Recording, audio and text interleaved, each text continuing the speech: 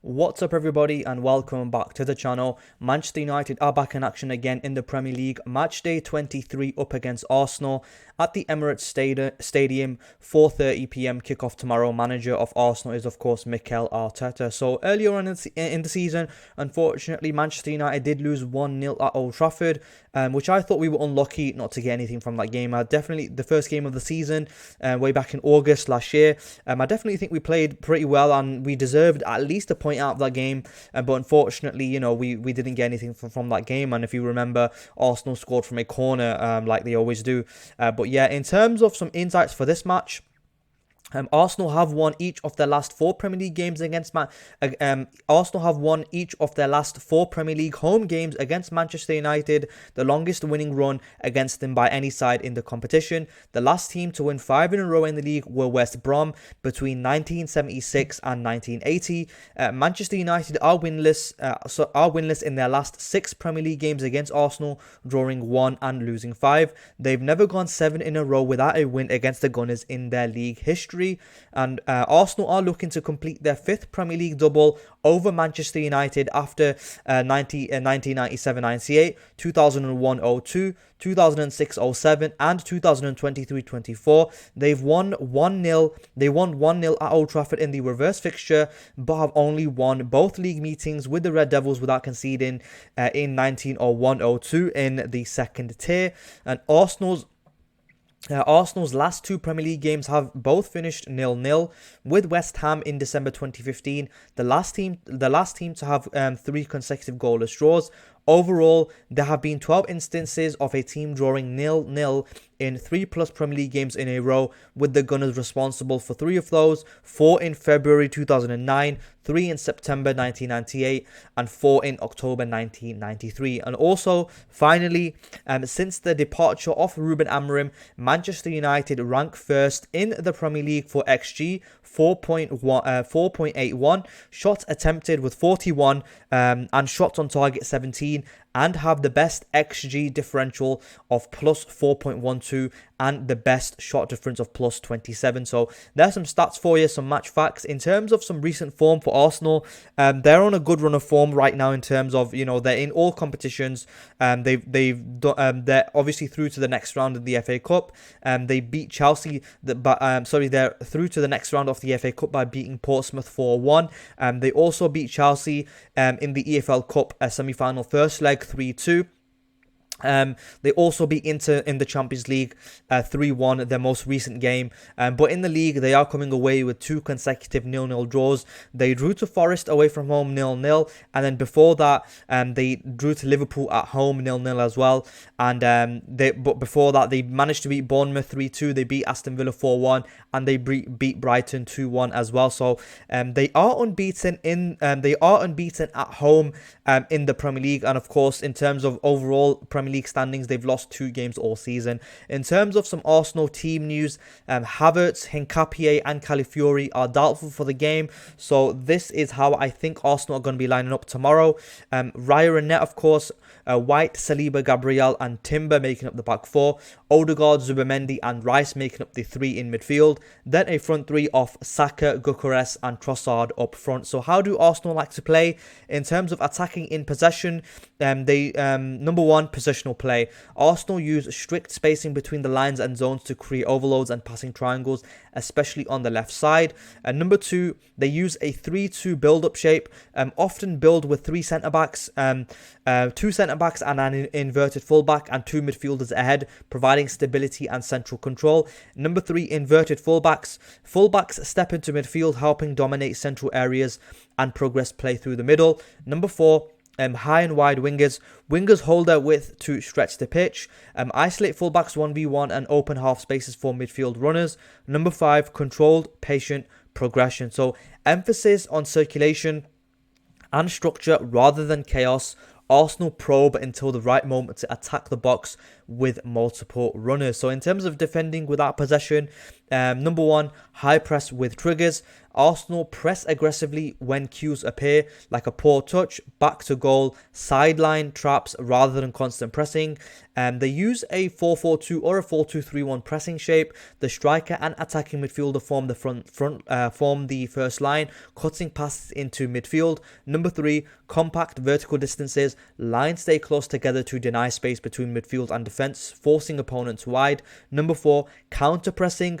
After losing possession, Arsenal swarm the ball to win it back quickly and prevent transitions. And number 5, high back line, or high defensive line. So defenders push high to compress space, maintain territorial control, and keep the team compact. But yeah, that's how Arsenal are going to be defending without possession. In terms of Arsenal star man, I'm going to have to say it's Declan Rice. He's got 4 goals and 3 assists in 21 Premier League games so far this season. He's elite ball winner, dominant in duels, interceptions, and defensive coverage. A press resistant carrier, drives forward with the ball and escapes pressure. Tactical leader as well, disciplined positioning, high intensity, and sets the team tempo as well. So Declan Rice, Ole Gunnar Solskjaer wanted him when he was in charge, along with Jude Bellingham and Erling Haaland, but unfortunately we got none of them. And if we had just listened to Ole Gunnar Solskjaer, who knows where we would be in terms of our league position and standings as a club, because Ole Gunnar Solskjaer wanted to sign Declan Rice, Jude Bellingham and Erling Haaland, and unfortunately we got none of them, but it is what it is. But yeah, Arsenal star man for me gonna be Declan Rice, along with Zubimendi as well. They've got so much strength and depth right now, Arsenal, and I think the league title is basically theirs to lose. If they don't win the Premier League title from this point onwards, then they've basically bottled another season. They're like so many points. We'll have a look at the league table in just a moment. But of course, the top of the league, a couple points clear of Manchester City, who did win today. But of course, Arsenal still have a game in hand because they are yet to play us. But yeah, I'm fully expecting Arsenal to win the league. Like I said, they've got so much strength in depth. With the likes signing of Eze as well, Mikel Moreno, who's a decent player for them as well. Gabriel Jesus, who's recently come back from injury as well. They've got Madueke and Martinelli as well, who could be starting or coming off the bench. Then of course Saka as well is such a dangerous player. Gyökeres, who I've been disappointed with a little bit this season in terms of his performance output. I thought he would have scored more goals, but he could turn it up tomorrow. In terms of Gyökeres's Premier League goals, let me just have a look how many he's got. So Gyökeres has got 5 goals and 0 assists in 20 Premier League matches, which is quite a lot down from his goal tally at Sporting Lisbon. So at Sporting Lisbon, Gyökeres had 97 goals in 102 appearances. So in my opinion, Gyökeres has struggled a little bit in the Premier League. I was expecting more goal output from him, but unfortunately for him, he's only got 5 goals in 20 Premier League appearances. But he's not performing reasonably well in terms of his standards that he set at Sporting Lisbon. But he is a dangerous striker, and he could be scoring tomorrow as well. So hopefully we can keep him quiet. But yeah, like I said, Arsenal have got a lot of strength and depth, and I'm expecting a really tough game against Arsenal tomorrow. In terms of Manchester United, let's speak about Manchester United a little bit. So Man United are coming away with a 2-0 victory over Manchester City at Old Trafford. Manchester United took control and converted key chances after a dominant first half, in my opinion, that we were unlucky not to be leading. Brian Mbeumo opened the scoring in the 65th minute, and then Patrick Dogu added a second in the 76th minute, securing a deserved victory for Manchester United. City dominate possession but couldn't convert. City had significantly more possession but struggled to create clear-cut chances, while United were efficient and clinical when scoring when opportunities arose. And it was a momentum boost for Man United. The win came in Michael Carrick's first match back in charge, ending City's unbeaten run and providing a morale-boosting result for United. In terms of overall performance, in my opinion, it was a dominant performance from Manchester United. Despite having 32% possession, we limited City to 1 shot on target. Foden, Haaland, Silva and Doku were taken off. We scored 3 offside goals, hit the woodwork twice, and you know, if 3 offside goals were given and we hadn't hit the woodwork through Maguire and Ahmad, you know, on another day it could have been 7-0. And in my opinion, it should have been 7-0. It was a little bit unlucky that, you know, we only scored 2 goals. Really, you know, it could have been 7-0 on another day, in my opinion. But yeah, unfortunately it wasn't. But a good 3 points, a good performance by Manchester United, a good tactical victory by Michael Carrick in his first game in charge. But yeah, in terms of Manchester United team news for this match, Delay and Xerxes are out with injuries, and of course Nosser Mazraoui is back from AFCON. So this is my Manchester United starting 11. It's basically the same starting lineup that started against Manchester City, which I was really impressed by, that starting 11. So that's why I've gone with the same starting lineup as the one that started against City. The only change is that Mazraoui is coming in for Diego Dallo. So Lemens starting in net, of course. Mazraoui, Maguire, Martinez and Shaw making up the back 3. A midfield double pivot of Casemiro and Mainu. A 3 of Ahmad, Fernandez and Dogu in behind Bryan Mbeumo, who played as a kind of false 9 position against City, and I'm expecting that again against Arsenal. Hopefully we can kind of not get dominated in the centre of the pitch. I'm expecting big performances, especially big midfield performances from Mainu and Casemiro. Deeply impressed by Mainu's performance against Manchester City, and Casemiro as well, who they covered a lot of ground along with Patrick Dogu and Amad Diallo. Ahmad and Dogu were getting back defensively, helping out their central midfield in Mainu and Casemiro a lot against Manchester City, and I'm expecting that again against Arsenal. I'm not expecting Manchester United to dominate the ball. I'm expecting us to play on the transition, play on the counter-attack, and hopefully catch Arsenal out on the break. And hopefully we can do that. You know, I think we've got, like we saw against the performance against Manchester City, where we obviously the first goal we scored was a counter-attacking goal. But we, you know, if I think we have the players and the pace to kind of hurt Arsenal with them switches of play and hurt Arsenal on the break. So hopefully we can do so. This is why I've not gone with the likes of Sesko up front, because I think that Gabriel and Saliba can kind of dominate Sesko in that area.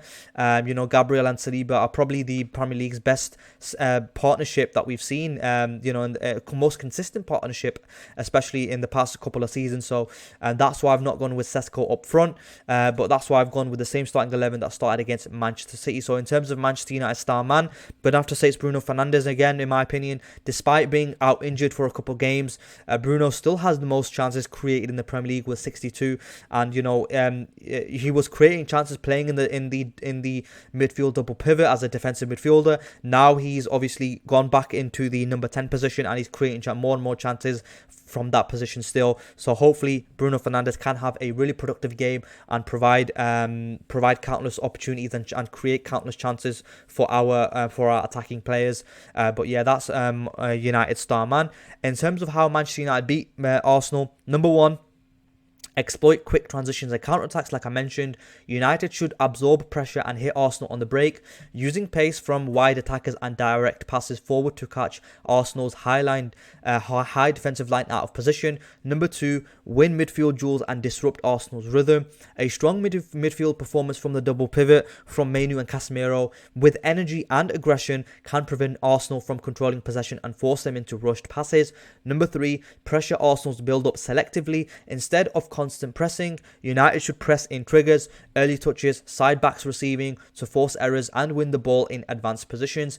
Be clinical on limited chances. United won't dominate possession, like I mentioned, so chances must be converted when they come, especially from set plays or cutbacks around the box. Number 5, stay compact and avoid conceding early. So keeping a solid defensive block early, especially versus Arsenal's wide combinations and set piece prowess, gives United a foundation to build from and invite Arsenal to overcommit. And finally, I'll mention it again, keep mentioning it, clean sheet. We've struggled defensively all season.